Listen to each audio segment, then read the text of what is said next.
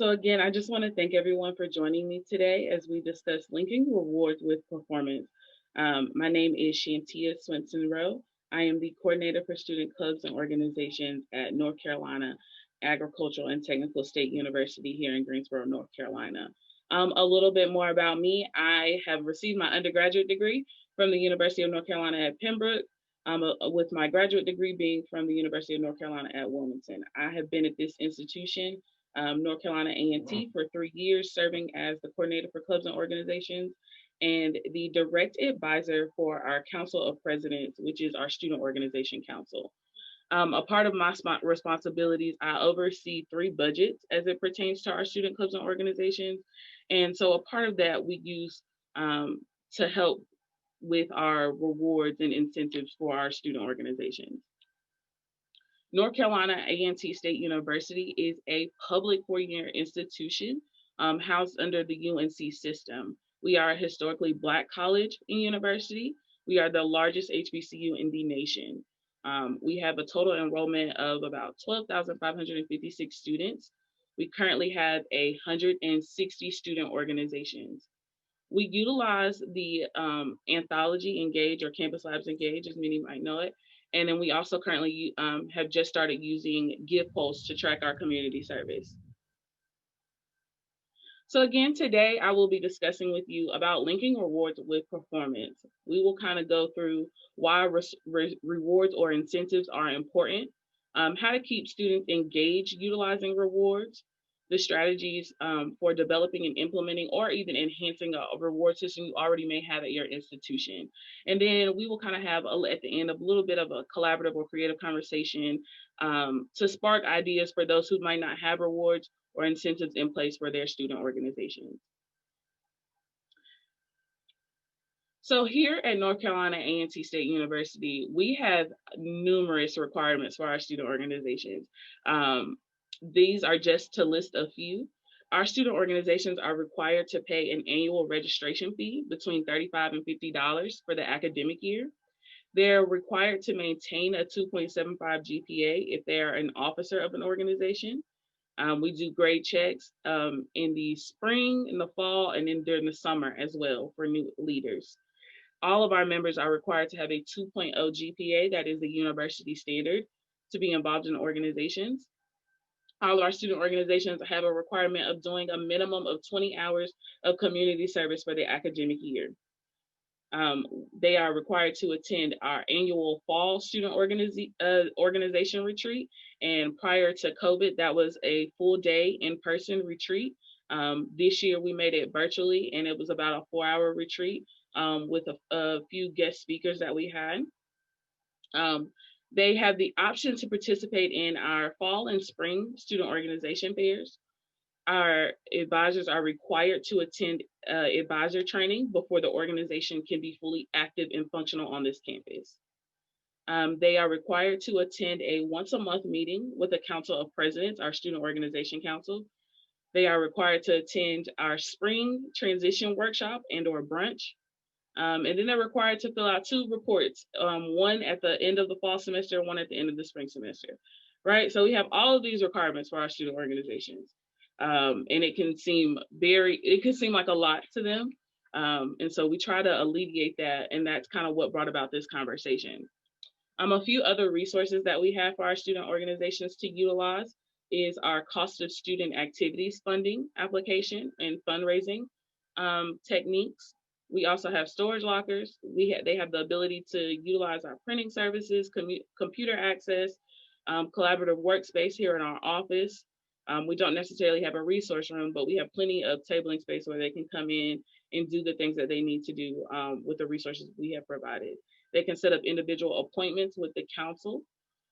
We also provide specific executive board leadership development, along with a variety of education and training workshops.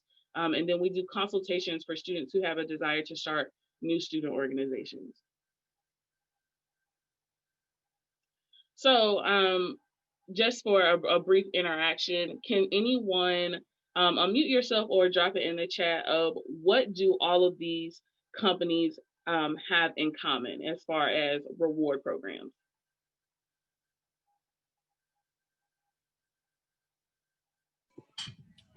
Do they have an app?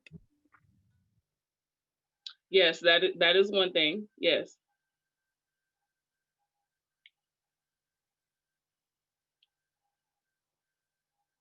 Free stuff, coupons, good rewards.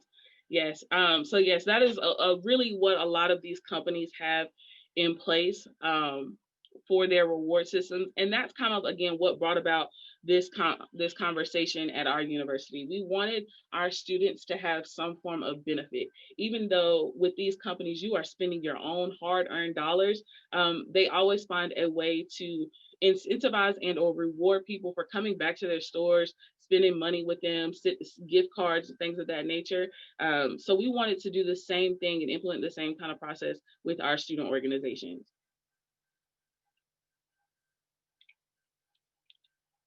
So again, and what's the difference between an incentive and or reward? So an incentive is a thing that motivates or encourages one to do something. A reward is a thing given in recognition of service, effort, or achievement. To put it in simple terms, a reward is something you usually give a person that, whereas an incentive is a motivating factor. When you give an employee or a student a gift for their hard work, this is a reward.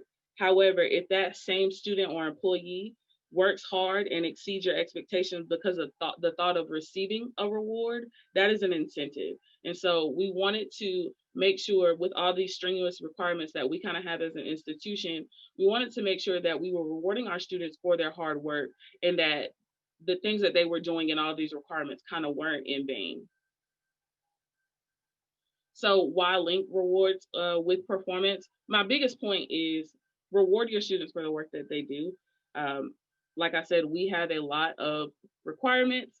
And so we wanted to make sure that again that their work was not done in vain. We wanted it to be a motivating factor for them, so that they could have different pockets of not only funding towards the things that they need, but so that they felt supported in the efforts that they were doing for their student organizations. And when students understand the connection between their rewards and their performance, they're more motivated to continue that performance going in the future. So, some advantages for performance, for linking rewards with performance. We wanted to highlight the appropriate behavior that the student organizations were doing. We wanted to, again, increase their motivation and productivity. It is a boost of self esteem when you feel like someone is giving you free money. Or free items to showcase your organization and showing what you're doing. We have witnessed and realized improved results in their reports that they have to turn into us, because it takes some of the strain off of them when it comes to collecting dues and or trying to fundraise. If our office can help provide and alleviate those resources that they need in advance. They have been able to attract and recruit new members through the items that we have purchased for them through these reward programs. Um, we want to reward our high achieving organizations. Again, they are required to do community service, GPAs. We look at GPAs for our leaders. And so we wanted to make sure that we recognize that they are doing what they are supposed to do and going above and beyond the bare minimum requirements. Again, thanking our students for reaching and exceeding those goals. Um, Another thing with linking rewards to performance is encouraging teamwork. We want to reward our student organizations for their collaborative programs, and working with their general members and the work that they do around not only the university, but the community as well through their community service. This also allows our student organizations to take bigger risks, and proceed with new challenges, because we do change how we reward our student organizations quite often. So it's not the same year by year, even sometimes semester by semester. So that allows them to be more creative in the things that they are doing. A few disadvantages for linking rewards with performance is it can become addicting to the students, wanting to get that continuous praise or need for validation. It can cause de-evaluation of your programs for your student organization. It can be seen as a control, conditioning, or manipulative tool, to get them to do what they want, what you want them to do. Um, So we try to caution ourselves when we are looking at the things that we ask our students to do in order to receive these rewards. Can be seen as a bribe as well. Um, and then there are typically some errors in learning outcomes. Students might not necessarily understand if you don't connect it back to why they are receiving the rewards for the or explaining to them the performance that they have done in order to receive the rewards. So making sure that you always link back the learning outcomes for the student organization as well. So keeping students engaged utilizing rewards. Some of the things that we do when we are revamping our student organizational rewards and looking at them, we involve them in the development, implementation, and revision process. Again, we have a student organization council, and the executive board for that is about 6 people. And we have about 300 students that serve in the overall council. We survey and poll all of our student organization presidents about what they would like to see in order to get feedback. We want to ensure that they view the rewards as worth the effort. So that's why we ask for their opinion. There's no point in putting systems in place if the students don't even see it worth the bother to even try to accomplish these things. We want to make sure that they understand how to utilize and earn the rewards. Again, making sure that our processes are fully flushed out so that they understand how to obtain the rewards that they are receiving and or objectives, so that we can again tie that back to their learning outcomes when it is time to give them the rewards. We again try to set reasonable and transparent performance standards, making sure that what we're doing aligns with the already established requirements for our student organizations, and then making sure your reward systems are fair and attainable. With 160 organizations, we have some small ones, and then we have some extremely big organizations here on our campus. And so we want to make sure that they are fair across the board and that no organization in particular is seen as they are getting something more than another organization, or it's only being given to the larger organization. So again, that's why we ask for student input and buy-in so that we can create fair and attainable awards for all of them. We want to communicate the criteria and provide examples. So whenever we change up our rewards program or our incentives, or we're giving away things to our student organizations, we communicate the criteria that is established for them. So deadlines, what they need to do in order to get the reward, and then we provide an example. So one thing that we did this year due to COVID is we did it based on registration. So our student organizations register in the summer. From January until about September is their timeline for registration. This year we did the first, I think it was the first 100 organizations to register their organization. We gave them an allotment of money to spend on whatever it is that they wanted for their student organization.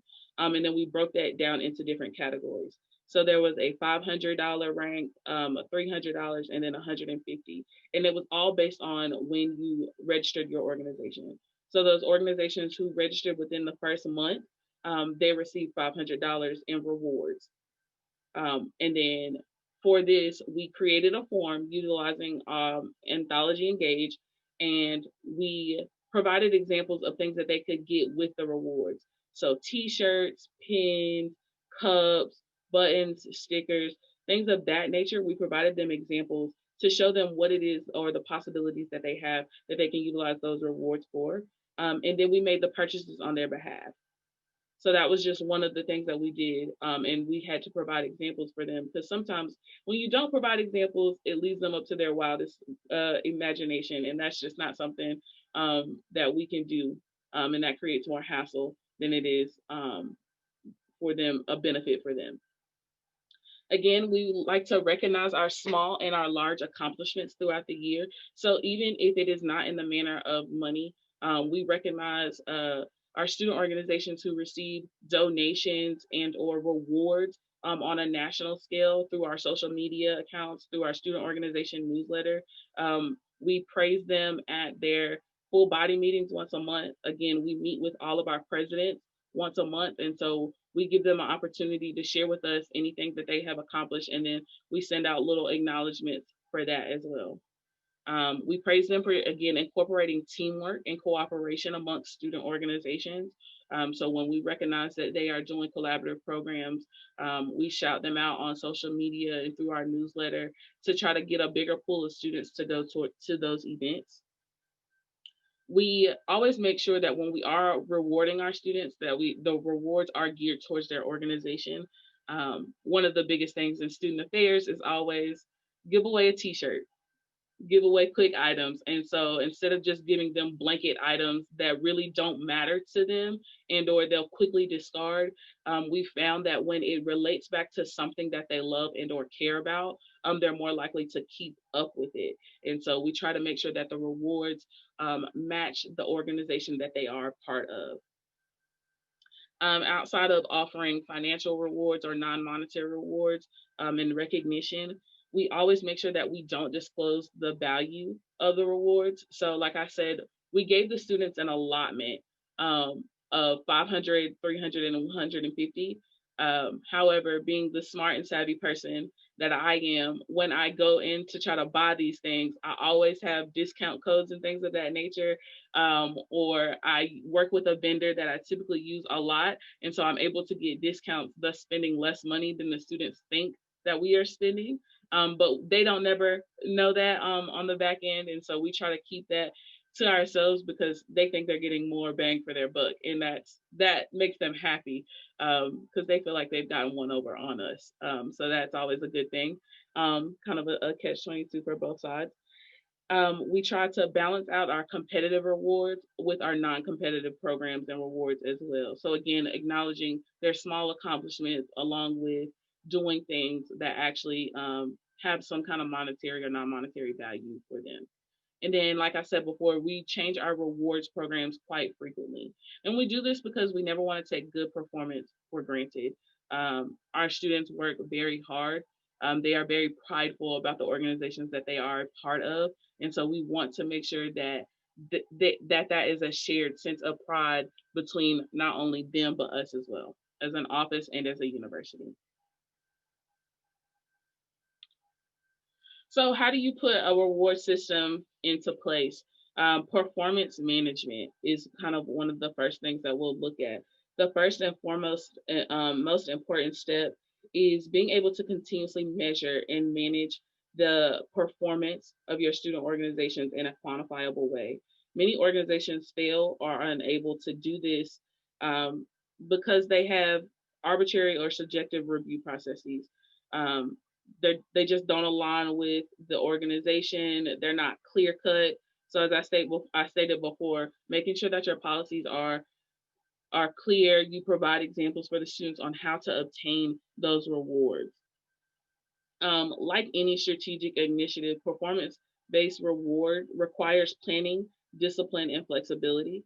We again incorporate our students to help us with these programs so that it is something that they'll buy into, but that we're also very flexible in the things that they need and want.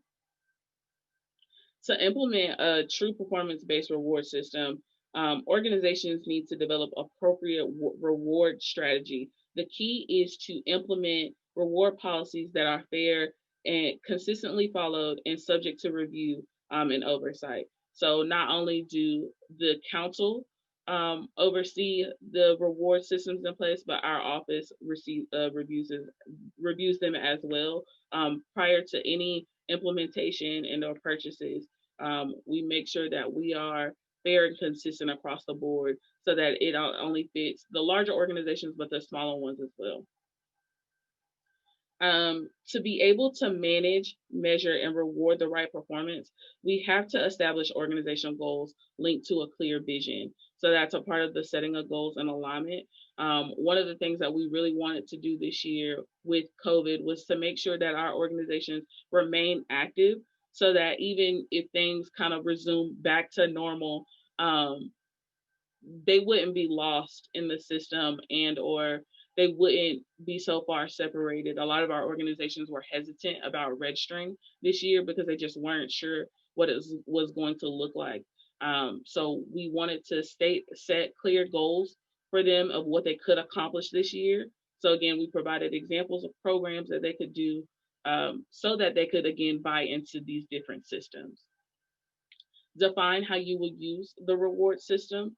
Again, setting those that clear vision out, and explain why you are giving the rewards.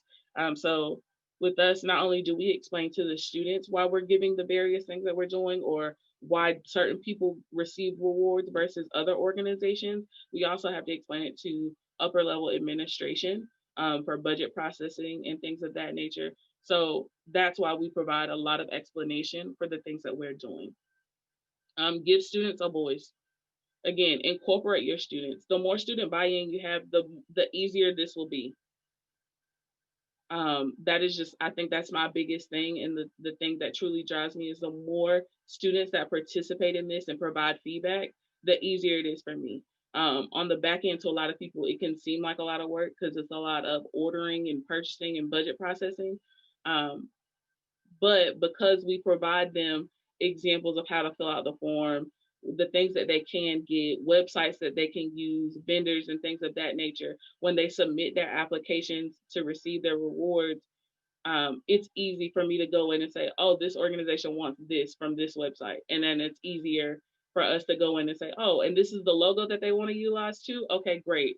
And it's easy for us to submit those bulk orders all at once versus, oh, we have to go searching for their logo. We have to go searching and trying to figure out what it is that they want. The more students have a say so in these things, the better and easier that our reward system works. The next thing is to reward them early.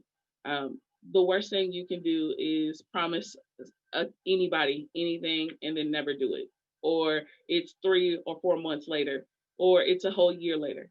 That's one of the biggest things that our students truly stated when we pulled them together, is that when you all ask us for feedback, like, we kind of want to see something not right then and there, but sometime soon. Sometimes the delays, and when you delay the process, it loses its momentum.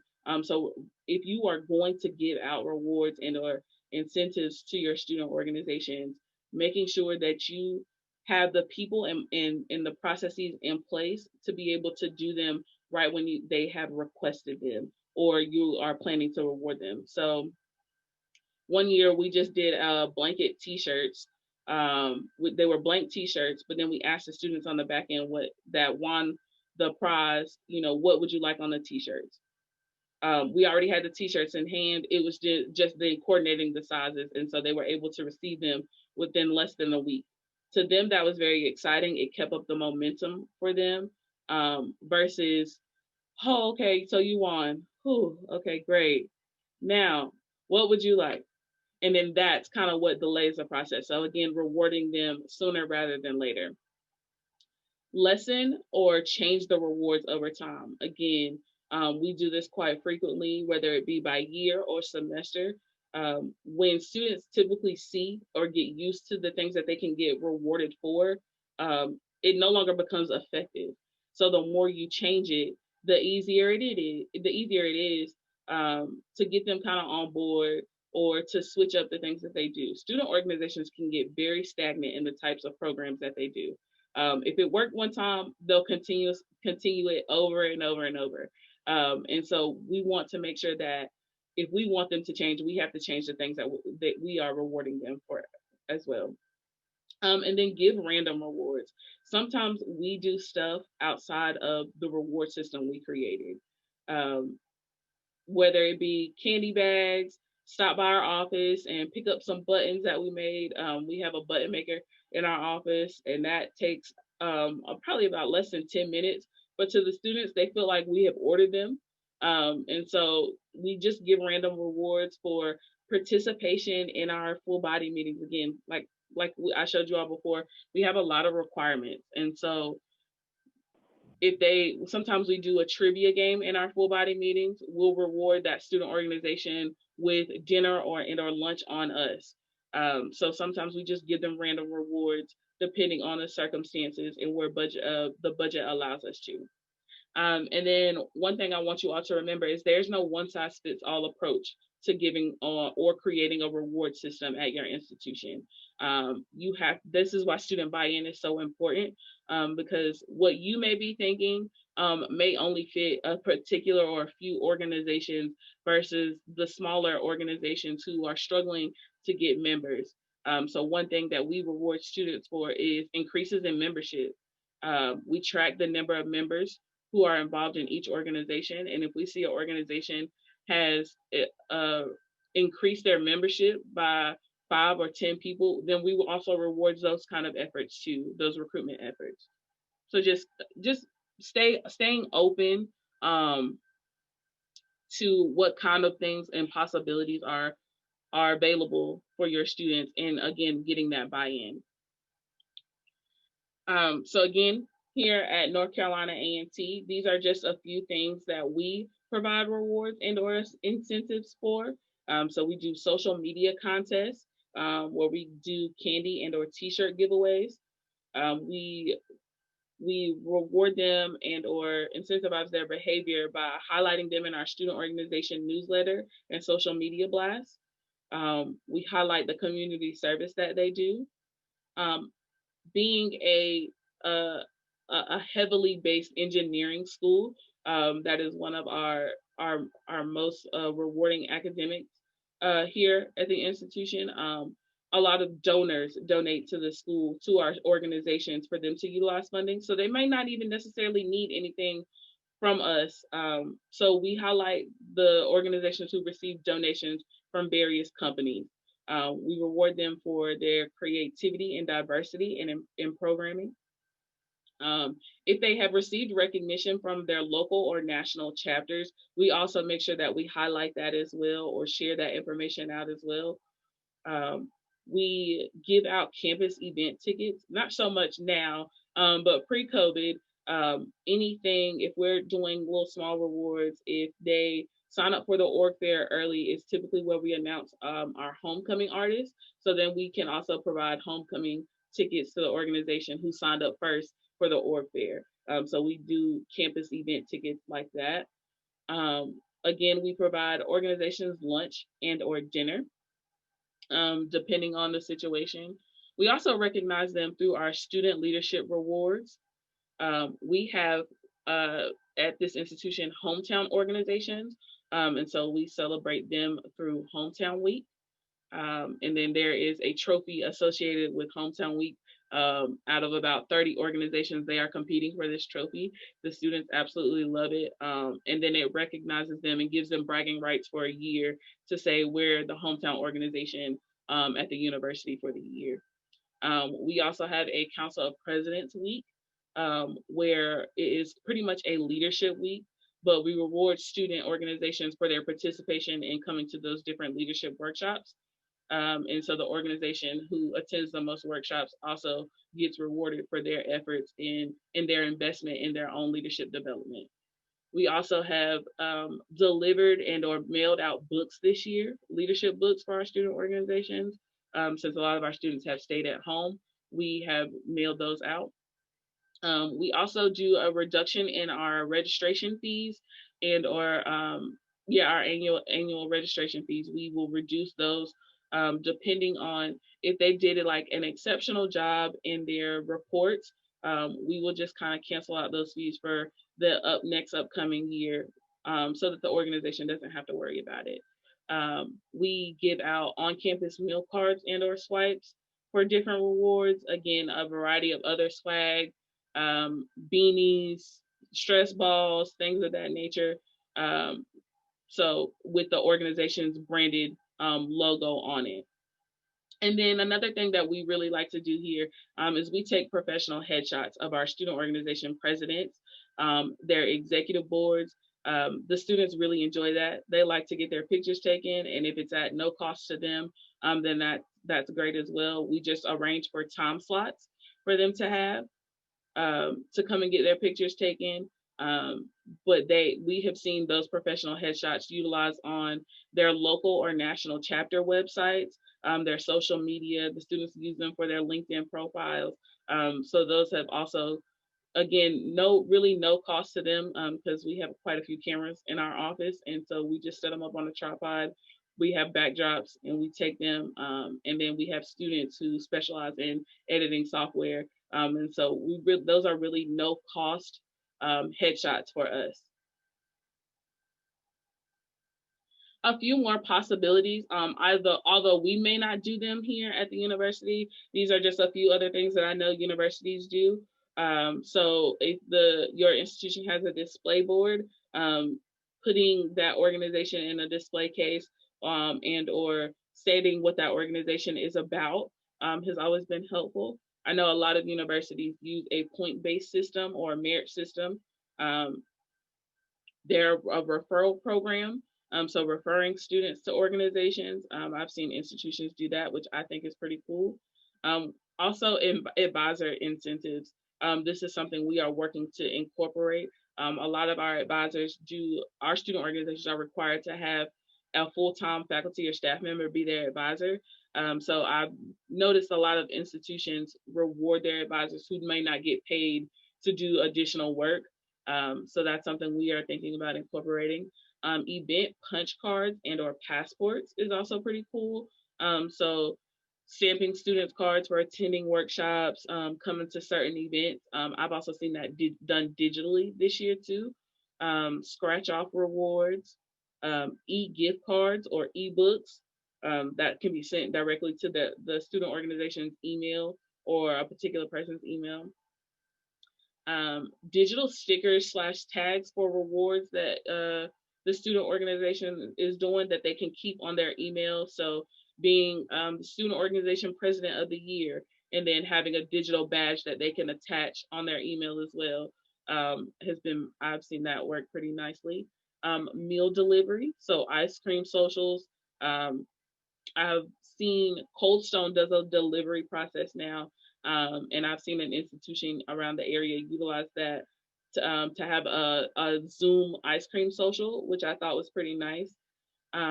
Founder and or charter day celebrations as well. Giving the students personal messages, so sending them personal emails, just thanking them for their efforts and the work that they're doing so that they feel seen. Appreciation videos, this works both ways. I've seen it done where not only does an office send out appreciation videos to their student organizations, but I've seen where student organizations are sending appreciation videos, thanking their advisors and or members of the campus community coming to their programs. Movie tickets, or just creating an overall prize wheel and having the students come in and spin the wheel. I've also seen a electronic or a social media version of a prize wheel where the students can spin that and it'll generate a prize for them to get, and then they just either come pick it up or it'll be mailed to them. Letting your students participate in social media takeovers. Students are, again, this is the digital age, and they really like being on social media and being seen and heard. And so we have incorporated our students, like a student organization every week, to take over social media and just explain what it is the organization does, what it looks like for them to do a program, things of that nature. And then also allowing your student organizations to lead certain group activities. When students feel called upon, they feel like, again, their leadership skills are being utilized in the best effort. So sometimes not picking on, but picking out a student organization to say, hey, we're having this leadership conference come up. We would like to see you present a workshop or to have you come host something because we saw a program that you did that was really great. So those are just a few more possibilities. Now I've done enough talking. Um, and so I'm curious, how does your campus utilize rewards and or reward programs? So feel free to either unmute yourself or to drop them in the chat. But I would like to start an open conversation about how we can utilize rewards, or how you all currently utilize rewards at your institution.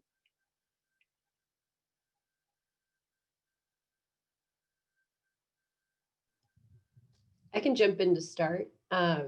So my name is Morgan. I use she, her pronouns, and I work at Virginia Tech. We have over 800 student organizations, and we are kind of in the throes of talking about this.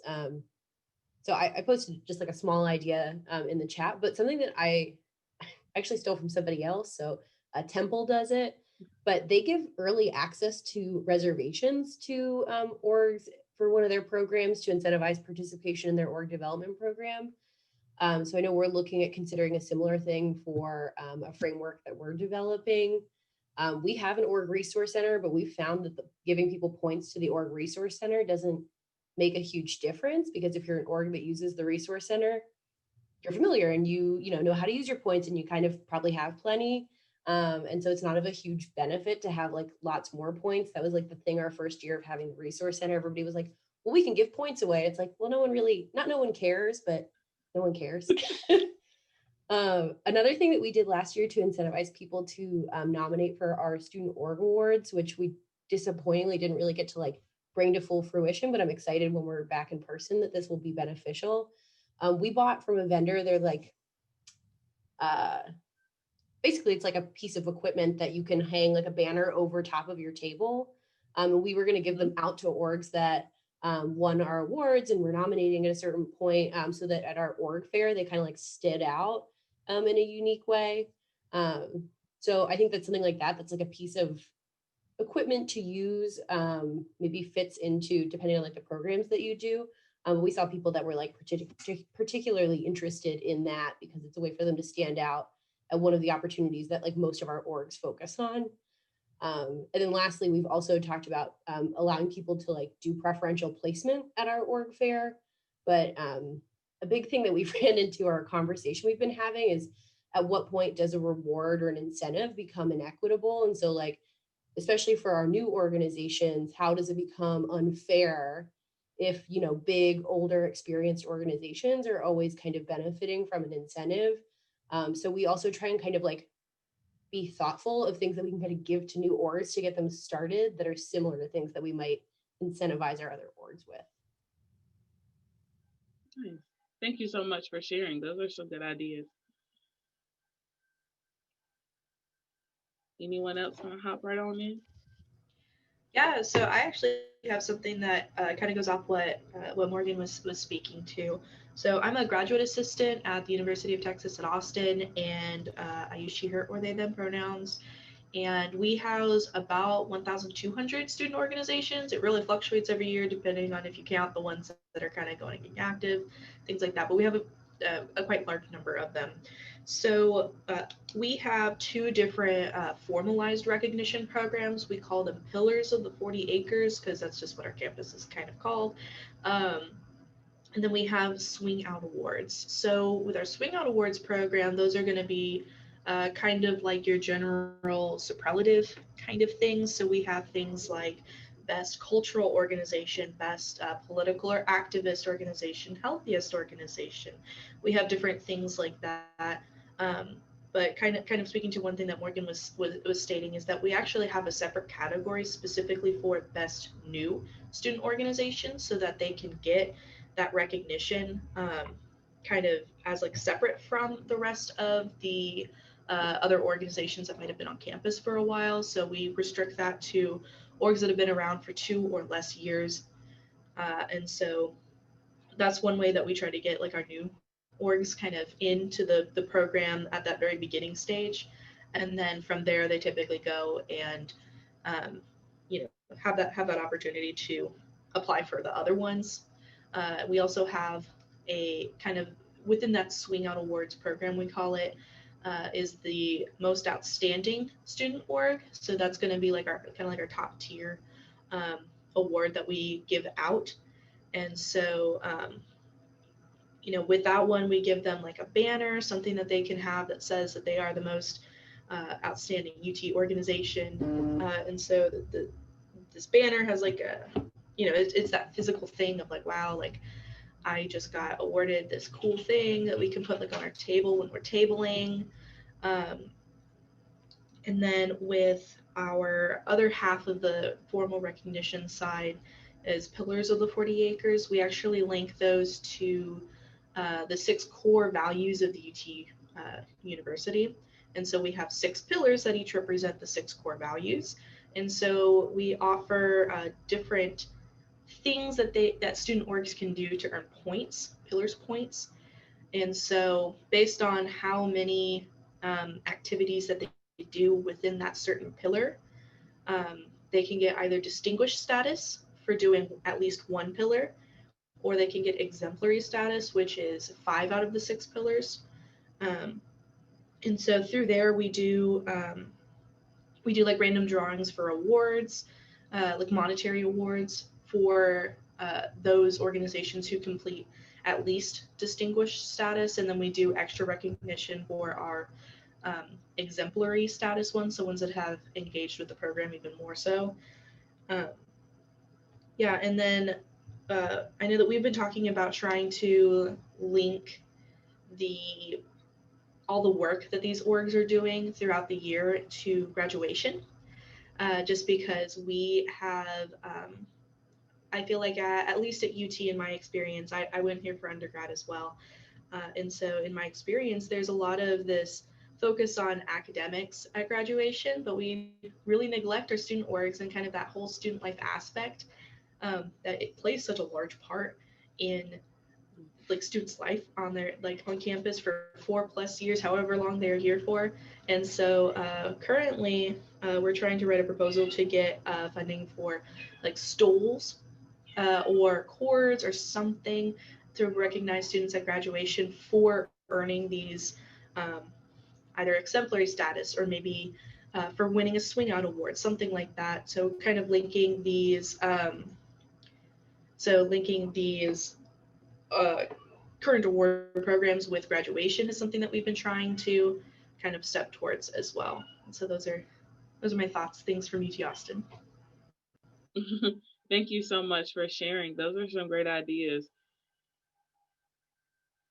So a question I see from Pam is, how has this worked during COVID? We have no in-person classes and all gatherings are prohibited. Um, I can speak for me. Um, for us, we have just we really have been sending out strongly worded emails, um, congratulating students. It includes memes and things of that nature. Um, all of the fun things that they like. We heavily use social media to convey our rewards as well, and the things that they can participate in to receive some incentives. All of our programs this semester have been virtual, and I think I pulled the statistics the other day. It was well over 700 programs that these student organizations had, right? That's a lot of Zoom on top of class all day, sitting on Zoom. And so what we did was we went back and we are now pulling out which organizations have kind of done the most programs. And we are rewarding those students for their efforts as well. So we're really just utilizing the work that they are currently doing to provide some form of encouragement for them to continue on doing the work. And then what we found is that when we highlight those students and when it's shared either on social media or in newsletters, that encourages even our smaller organizations to continue pushing forward, knowing that they're not alone in this and that other students are also doing work as well. And so they start communicating with other organizations to either pick up or ask for help on certain programs. So that is creating collaboration for them as well. And if anyone else would like to address that question, then that I think that would be helpful for Pam as well. If you are either currently in person or if your campus has completely went by virtual this semester. Well, from the silence in the group chat, I want to thank you all for joining me today. Um, And if you have any other thoughts, comments, or concerns, I will stick around just because of the time frame that we have with the remaining few minutes for this presentation. But I thank you all for joining me today. I hope you enjoy the remainder of the summit.